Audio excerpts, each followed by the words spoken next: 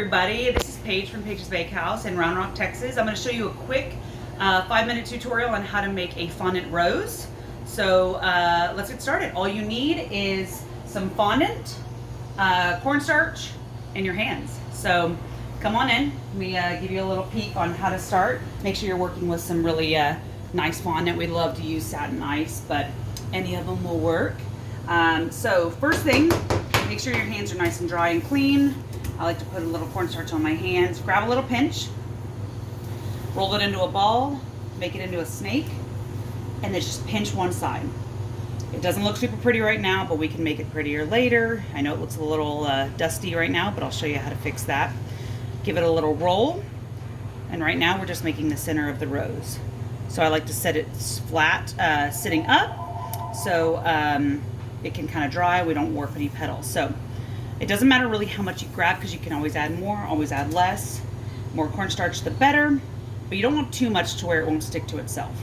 All I do is pinch one side of it. So you can see the bottom is really thick.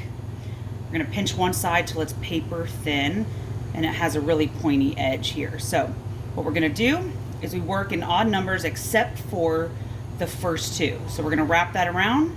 We're gonna give it a little life by pinching the tip and set it back down. We're gonna do another one real quick. I'm gonna pinch the edges. And we like to work in odd numbers because nothing in nature is perfect. So we really wanna make sure that we give it some real life. Anything methodical looks fake. So the only thing that's gonna have an even number is this first one, but technically there's 3 because you've got that center one right there. So set that back down, grab another pinch. Main thing is making sure your fingers have a lot of cornstarch.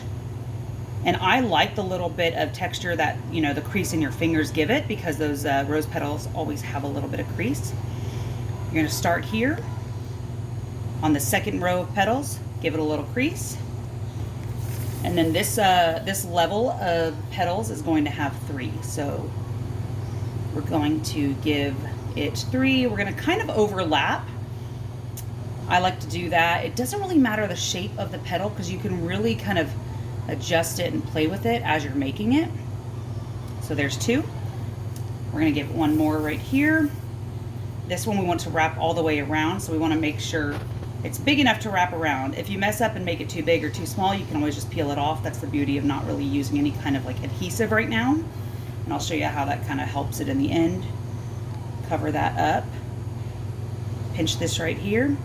So this one you could leave exactly like this if you wanted to do just like a little rosebud. I'm gonna do one more layer. I'm gonna do it real quick just to kind of show you that it's really quick and easy to do this. They don't have to be perfect. That's the beauty of nature.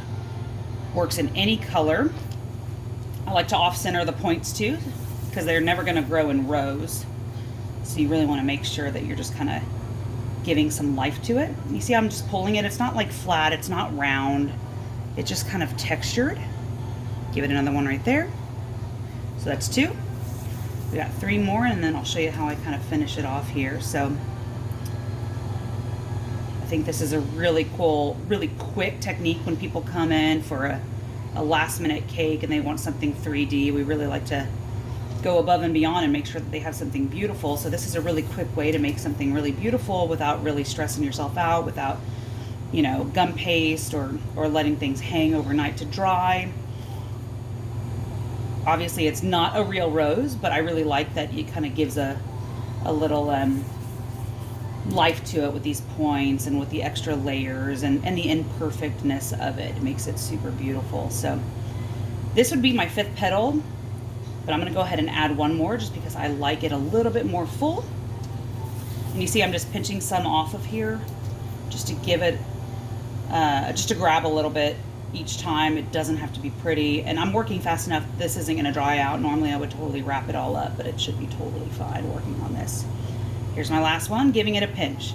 So now the way I like to shape it, I use my index finger and my thumb on both hands, and I just kind of rock it back and forth.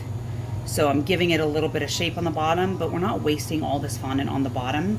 It also flares out those petals. Looks really nice. And then this, usually I would put in a bunch if I'm doing something kind of fresh like this.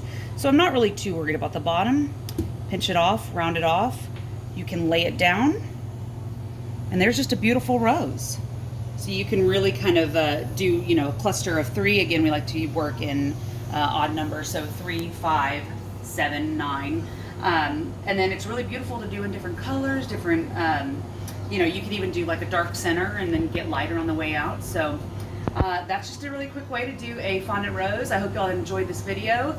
Like and subscribe. We're going to be posting about probably 1 or 2 videos a week. So I really hope you enjoyed it, and happy baking. Have a good one.